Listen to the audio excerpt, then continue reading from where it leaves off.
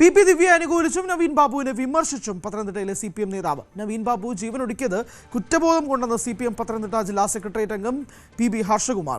യാത്രയപ്പ് യോഗത്തിൽ അനുവാദമില്ലാതെ കയറി ചെന്നുവെന്ന് തെറ്റ് മാത്രമാണ് ദിവ്യ ചെയ്തത്. ദിവ്യ അങ്ങനെ പറഞ്ഞതുകൊണ്ട് മാത്രം ഒരാൾ ആത്മഹത്യ ചെയ്യില്ല. ദിവ്യ തെറ്റുകാരിയല്ല. ഉദ്യോഗസ്ഥ വീഴ്ചയുണ്ടായാൽ ഭരണകർത്താക്കൾ ചോദ്യം ചെയ്യും. CBI അന്വേഷണം കൊണ്ട് ഒരു കാര്യവുമില്ലെന്നുമാണ് വിമർശനം. അഭിലഷണീയമായ മാർഗത്തിലൂടെയല്ല. കാരണം അദ്ദേഹം അതുവരെ പറഞ്ഞ തടസ്സവാദങ്ങളെല്ലാം മാറ്റിവെച്ചിട്ട് അദ്ദേഹം അനുമതി കൊടുക്കുമ്പോൾ സ്വാഭാവികമായി ചില സംശയങ്ങളുണ്ടാകും. ആ സംശയം അതിനകത്തിന് ആകെ ഉണ്ടായൊരു കുഴപ്പം, നവീൻ ബാബുവിന്റെ സ്ഥലമാറ്റ യാത്രയപ്പ് യോഗത്തിൽ ആ അറിയിപ്പില്ലാതെ കടന്നു ചെന്നു എന്നുള്ളത് ഒഴിച്ചാൽ അവരുടെ ഭാഗത്ത് എന്തെങ്കിലും ഒരു തെറ്റുള്ളതായി കാണാൻ കഴിയില്ല.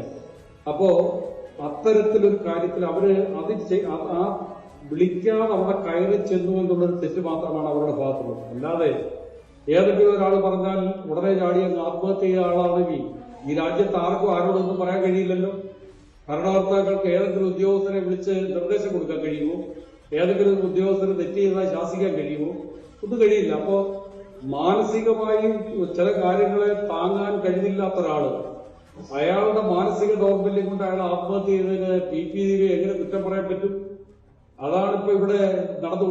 ഇടതുപക്ഷ ജനാധിപത്യ മുന്നണി ഗവൺമെന്റ് നടത്തിയ അന്വേഷണത്തിലായാലും ഇപ്പൊ CBI അന്വേഷിച്ചാലും എങ്ങനെ ഒരു പരാമർശം കൊണ്ട് മാത്രം ഉദ്യോഗസ്ഥന്മാരുടെ ഭാഗത്ത് വീഴ്ചയുണ്ടായാൽ ഭരണാധികാരികൾ ചോദ്യം ചെയ്യും.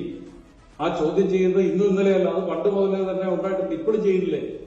ഇപ്പൊ കേരളത്തിന്റെ മുഖ്യമന്ത്രി തന്റെ വകുപ്പിലോ അല്ലെങ്കിൽ താൻ ഭരിക്കുന്ന സംസ്ഥാനത്തെ ഏതെങ്കിലും കാര്യത്തിൽ സമയബന്ധിതമായി ഉദ്യോഗസ്ഥന്മാരെ ചുമതലപ്പെടുത്തിയ കാര്യം നടന്നില്ലെങ്കിൽ അന്വേഷിക്കില്ലേ?